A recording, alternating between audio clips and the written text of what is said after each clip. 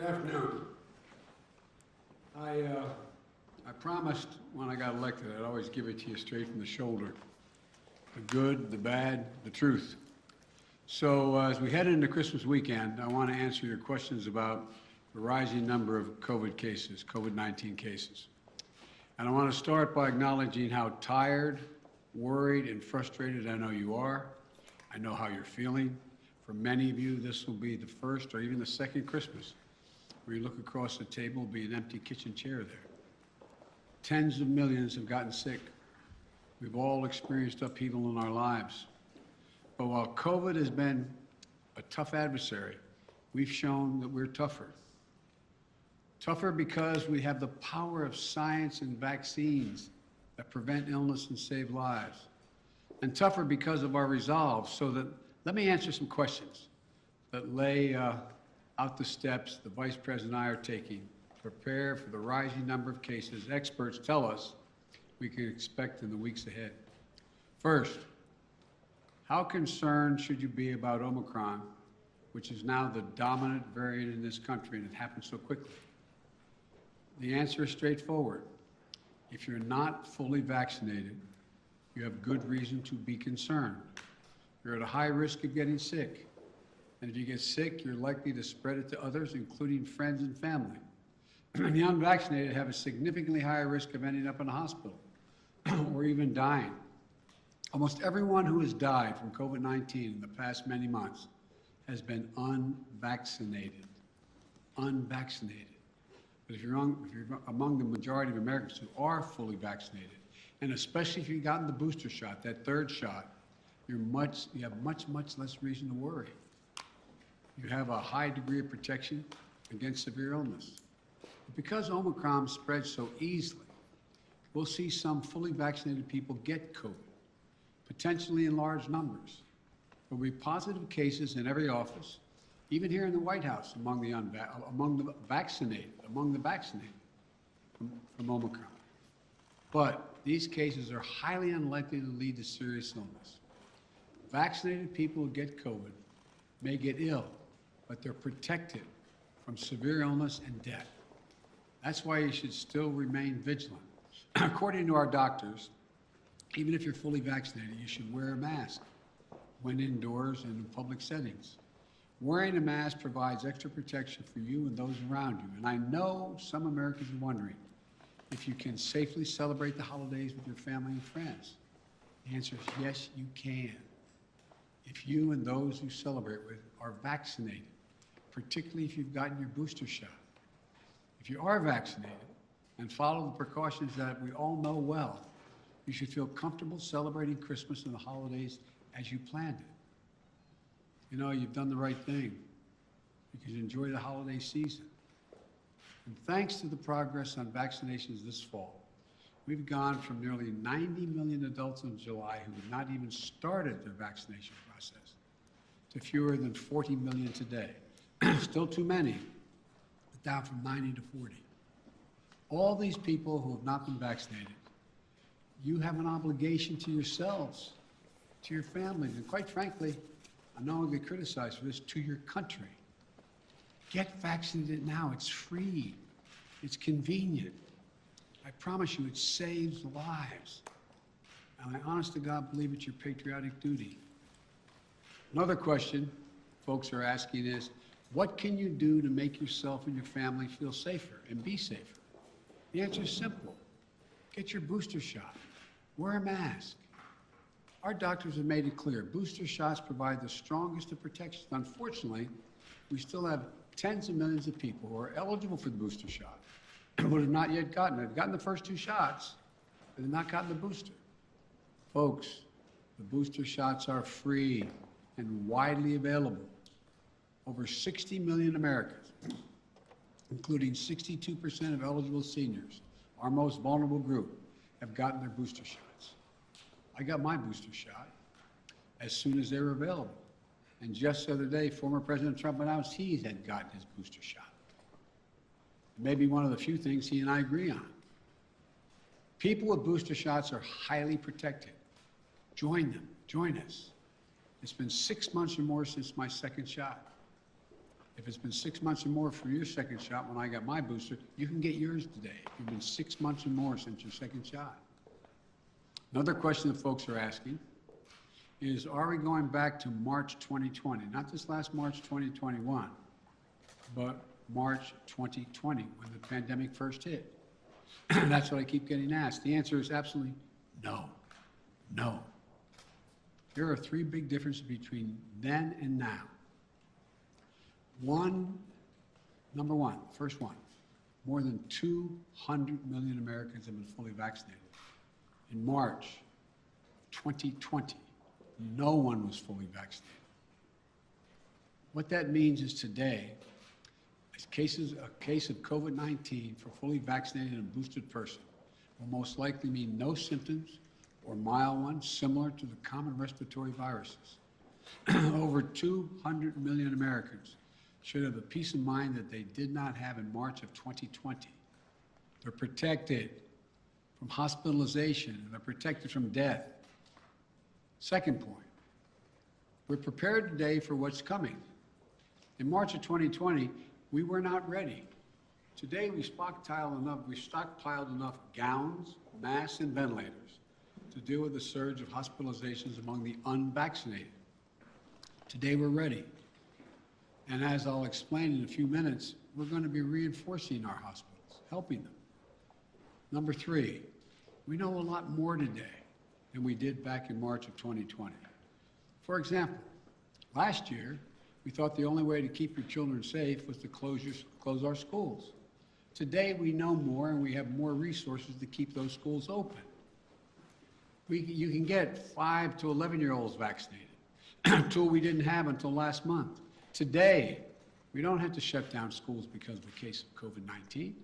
Now, if a student tests positive, other students can take the test and stay in the classroom if they're not infected, rather than closing the whole school or having to quarantine. We can keep our K through 12 schools open. That's exactly what we should be doing. So folks, let me summarize. We should all be concerned about Omicron, but not panicked. If you're fully vaccinated, and especially if you got your booster shot, you are highly protected. And if you're unvaccinated, you're at a higher risk of getting severely ill from COVID-19, getting hospitalized, and even dying. So the best thing to do is get fully vaccinated and get your booster shot. And no, this is not March of 2020. 200 million people are fully vaccinated. We're prepared. We know more. We just have to stay focused. So that's where we stand. Now let me tell you about the additional steps I'm ordering today to take on what is coming. I know you've heard a lot of this in the news already this morning. 3 weeks ago, I laid out a COVID-19 action plan for this winter that prepared us for this moment. Today, we're making the plan even stronger. First, we're setting up our vaccination and booster efforts. We're stepping it up significantly.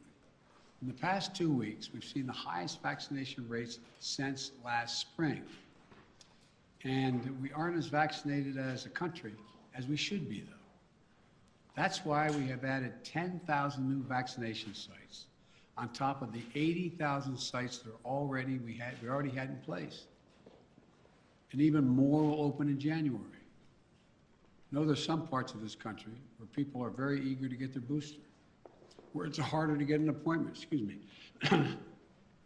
So starting this week, I'll be deploying hundreds more vaccinators and more sites to help get the booster shots in people's arms. I've ordered FEMA, the Federal Emergency Management Agency, to stand up new pop-up vaccination clinics all across the country where you can get that booster shot. We've opened, we've opened FEMA vaccination sites in Washington State and New Mexico recently as cases have increased. And today, I'm directing FEMA to stand up new sites in areas where there is a high demand. These steps are going to help us add more and more booster appointments and just over the next few weeks. I also want to say a word to parents. If your children are not vaccinated, please get them vaccinated. If you're a parent, understandably, who waited to see how the first shots went with other kids, before getting your own kid vaccinated, you can stop waiting. 6 million children in our country, ages 5 to 11, are vaccinated. Get your children protected today, now. For those parents out there who have a child that's too young to be vaccinated, that is under the age of 5, I know this can still be a scary time. But one thing you can and must do while we await vaccines for children under 5, get yourself fully vaccinated and boosted, as well as those around you, your children, your caregivers, your siblings. It's critical to mask up in public indoor places. We know that our youngest children have only rarely been impacted by serious COVID-19 cases, but they can be further protected if they're surrounded by vaccinated people. And again, to folks who are not vaccinated, you might think you're putting only yourself at risk, but it's your choice. Your choice is not just a choice about you. It affects other people. You're putting other people at risk. Your loved ones, your friends, neighbors, strangers you run into. And your choice can be the difference between life or death. The longer the virus is around,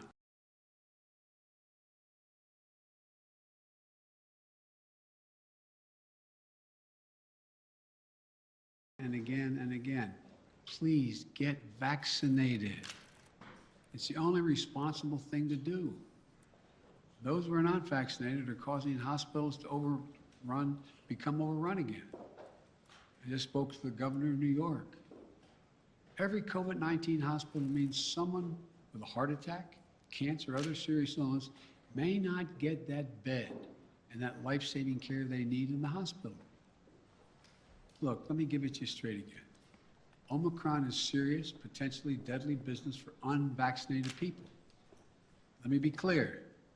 Thanks to the prior administration and our scientific community, America is one of the first countries to get the vaccine.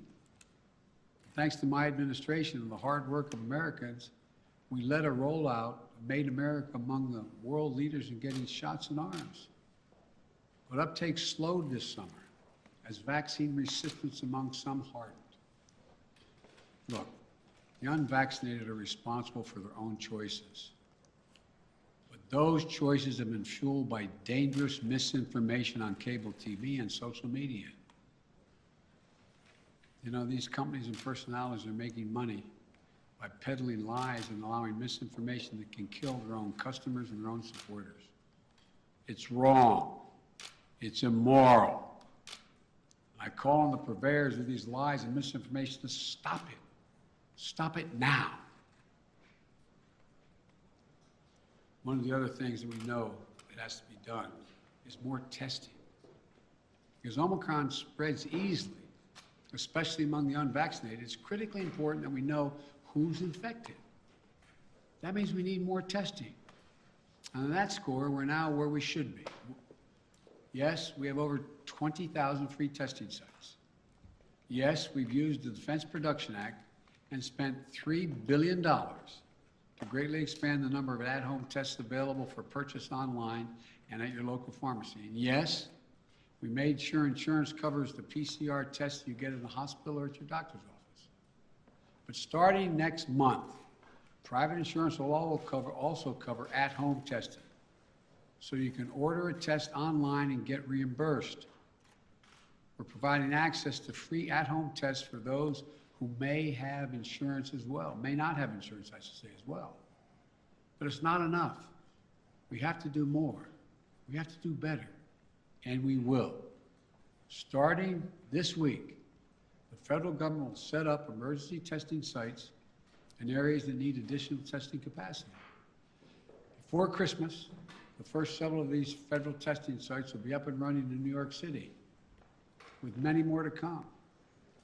This free testing is going to help reduce the waiting lines, the time you have to stand there, and sometimes it's an hour or more. We're going to continue to add federal testing sites where needed, so that if you want an immediate test, there'll be a place where you can go get it. We also need to do better with at-home testing. So I'm announcing today, the federal government will purchase $500 million that's not million, billion with a B, additional at-home rapid tests with delivery starting in January. We'll be getting these tests to Americans for free. And we'll have websites where you can get them delivered to your home. We've arranged for it to be easier for you to find a free COVID testing site near you on Google. Just enter COVID test near me in the Google search bar, and you can find a number of different locations nearby where you can get tested. We're going to continue to use the Defense Production Act, as we did earlier this month, to make sure we're producing as many tests and as quickly as possible. The bottom line is it's a lot better than it was, but we're taking even more steps to make it easier to get tested and get tested for free. Next, we're preparing hospitals for what's coming. Those 40 unvaccinated adults have a good chance of getting COVID-19, and some of you will get very sick. That'll mean hospitals are going to get extremely stressed again, both in terms of equipment as well as personnel to care for those who get sick. That's why my administration has stockpiled and pre-positioned millions of gowns, gloves, masks, and ventilators. We call it PPP. We're ready to send them immediately to any state that needs more. In addition, I've directed the Pentagon to mobilize an additional 1,000 troops to be deployed to help staff local hospitals and expand capacity. That's 1,000 military doctors, nurses, and medics. We've already started moving medical teams. They've already landed in Wisconsin and Indiana this week. This is on top of 300 federal medical personnel that are now on the ground, having deployed since we learned about Omicron. Look, while we know staffing is the biggest need for hospitals, some may need more beds as well. We're prepared. I've directed FEMA to activate the National Response Center and begin deploying teams now to provide additional hospital beds. We'll begin to construct emergency capacities near hospitals and parking garages and nearby buildings to be ready if needed. And the federal government is paying for all of this, period, all of it. Further, FEMA will deploy hundreds of ambulances and EMS crews so that if one hospital fills up, we can transport patients to beds elsewhere. This week, we'll send dozens of ambulances to New York and Maine because the COVID is spreading very rapidly to help transport patients.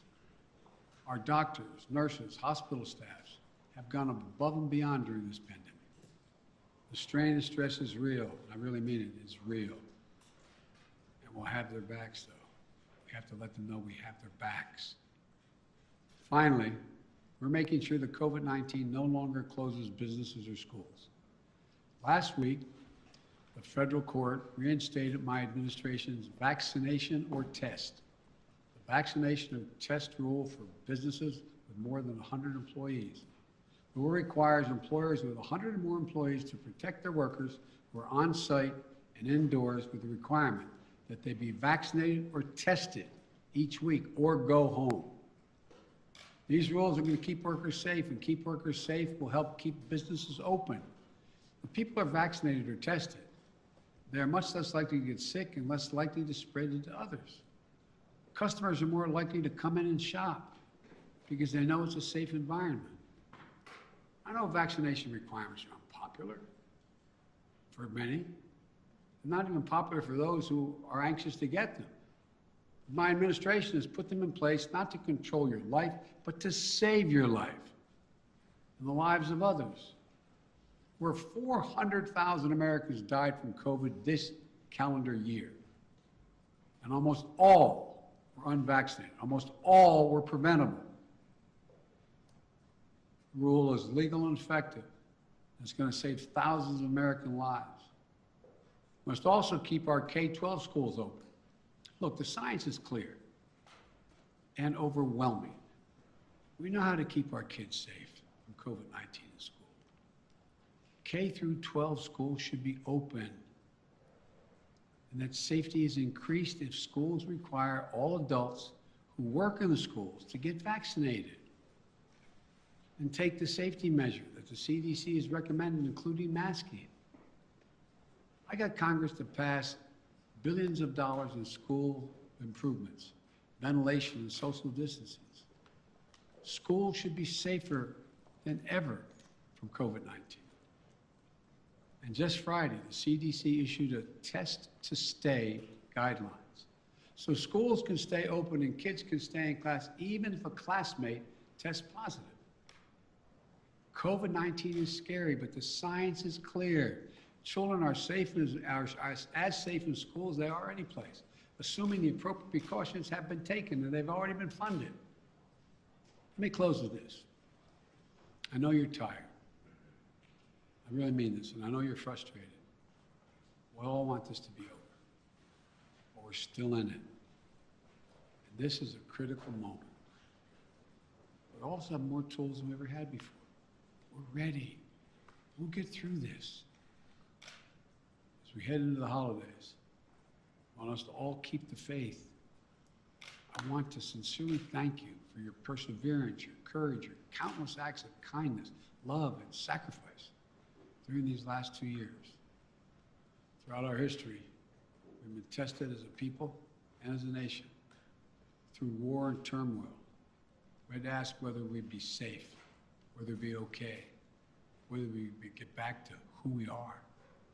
We've always endured because remember, there is no challenge too big for America. I mean this from the bottom of my heart, no challenge. We've come through better and stronger because we stay together as the United States of America. That's what we have to keep doing today. We can do this together. I guarantee you.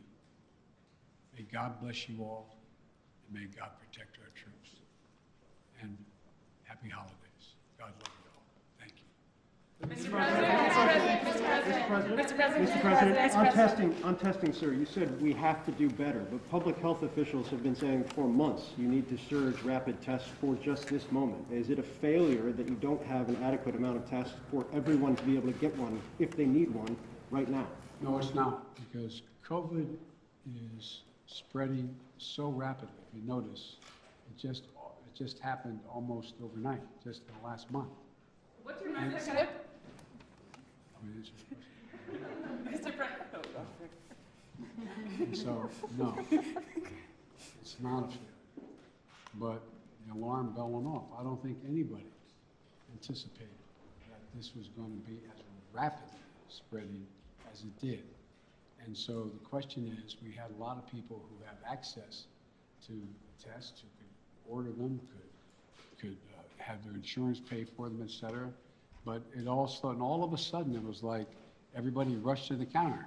It was a big, big rush. And I knew that was coming, so what I tried to do is meet with the companies and use the Defense Production Act to get 500 million more tests and figure out how to get them to their homes, get them on the shelves in the store. I mean, so that's what it's all about. Yes. Mr. President, what's your message to Americans who are trying to get tested now and who are not able to get tested and who are wondering what took so long to ramp up testing? Come on, what took so long? That's what I'm hearing that from people who are trying to get tested now before the holidays. Well, what took so long, it didn't take long at all. What happened was the Omicron virus spread even more rapidly than anybody thought. If I had told you 4 weeks ago that this would spread by a day-to-day basis, it would spread by 50, 100%, 200%, 500%. I think you would have looked at me and said, Biden, what are you drinking? But that's what it did. Now, we don't know what's going to happen from here.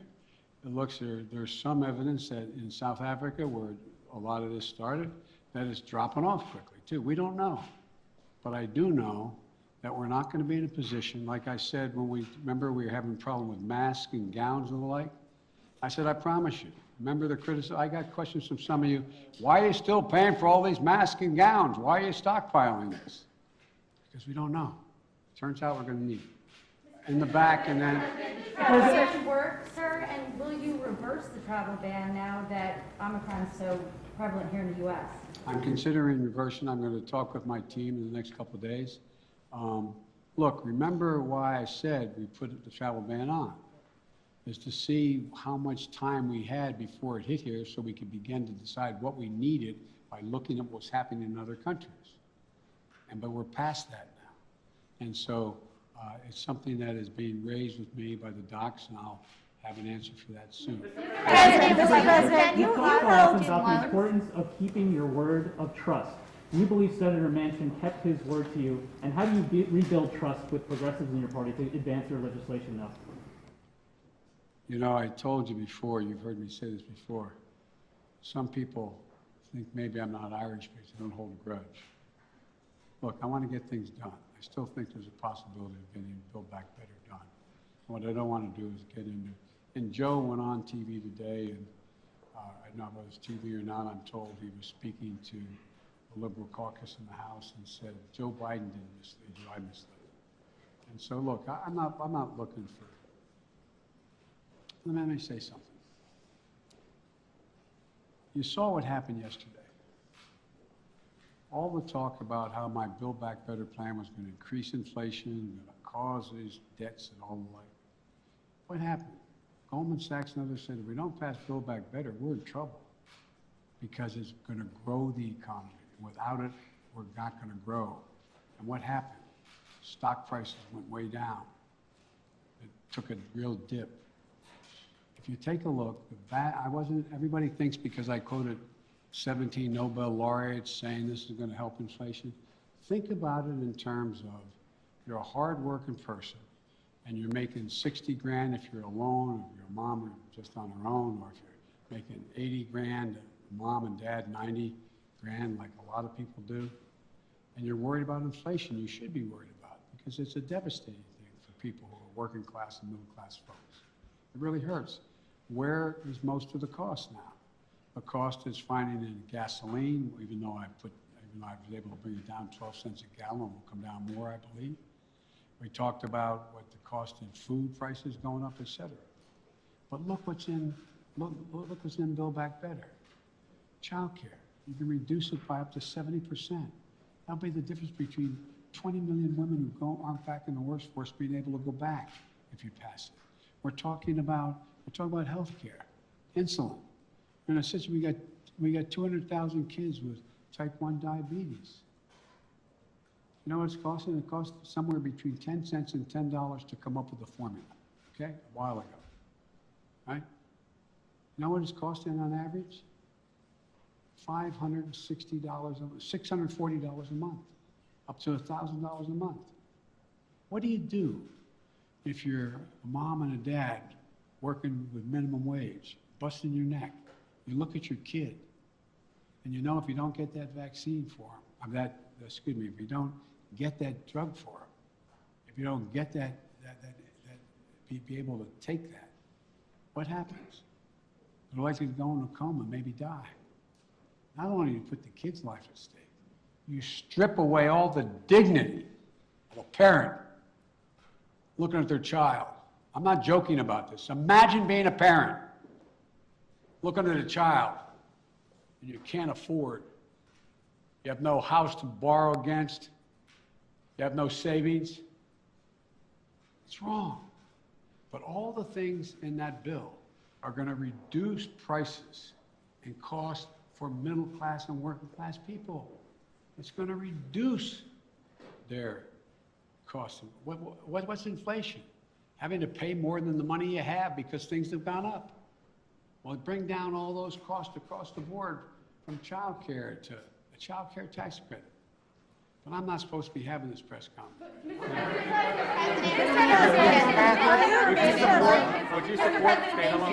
President, did Senator Manchin break his commitment to you? When you announced the framework, the White House says that all 50 senators were believed to get behind it, all 50 Democratic senators. So did Senator Manchin break his commitment to you? Senator Manchin and I are going to get something done. Thank you. Sir, do you still have the card with the deaths? Ukraine, sir.